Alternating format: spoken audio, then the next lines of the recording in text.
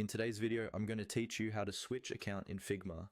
Switching between different Figma accounts is really useful if you work with multiple teams, clients, or personal and work projects separately.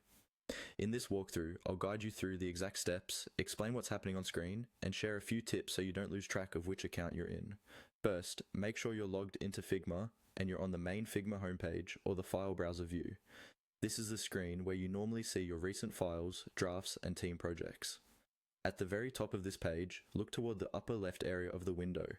You should see a small profile icon. This might be your photo, your initials, or a generic avatar, depending on how your account is set up.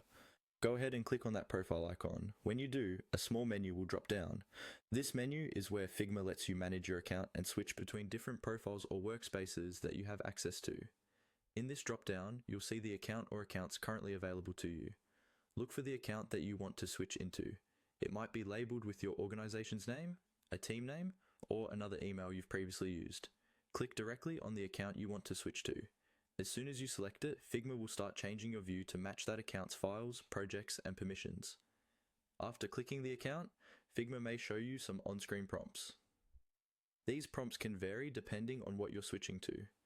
For example, you might be asked to confirm that you want to switch, accept an invitation to a team, or review permissions.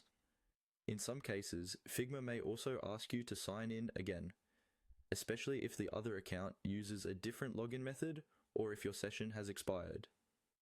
Simply follow whatever instructions appear on screen. Read each message carefully, click continue or confirm where needed, and provide any information requested, such as approving access or confirming the account. Once you've completed these prompts, Figma will load your new account view. You'll know the switch is successful when your recent files, teams, and projects update to match the new account. If something doesn't look right, you can always click the profile icon again and double check which account is currently selected. And that's it.